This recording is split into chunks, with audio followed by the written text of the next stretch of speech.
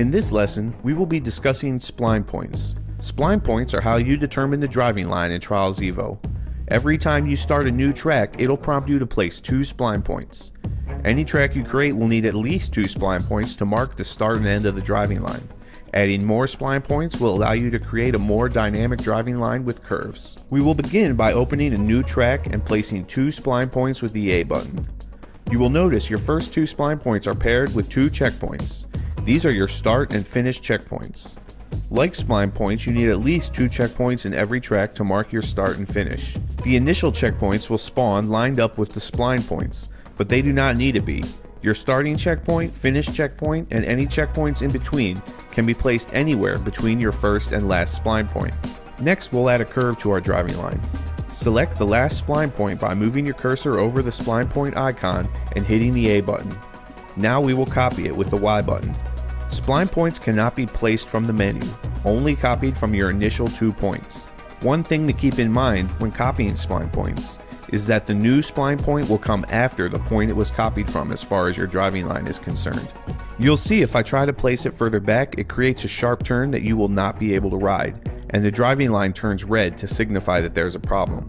Of course, it is possible to put one point behind another, but for now, we'll take our new spline point and place it past the last one it was copied from, and also a bit further back so that we create a curve.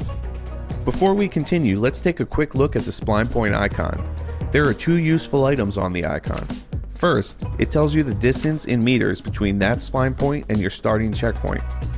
This will come in really handy later when we get into creating skill games, especially ones that use distance as part of the score.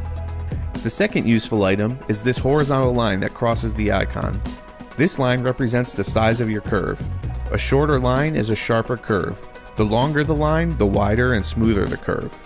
So now, let's go back to the curve we've created. I've purposely made it a little sharp so that you can see how to adjust that. First, grab the spline point icon on the curve. Once selected, the left and right triggers adjust the amount of curve. Left makes it smaller and sharper. You can see here if I hold the left trigger, the horizontal line shrinks to nothing, and the curve becomes a sharp angle, which is of course too sharp to drive, so my line turns red.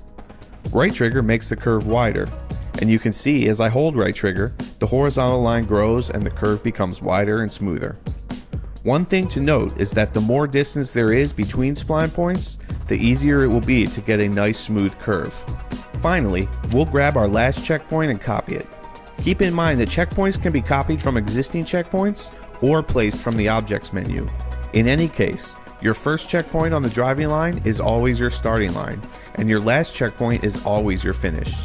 So now we'll take our new checkpoint and place it near the last spline point so that we can test our curve. Hit start and select test track and give your curve a test drive.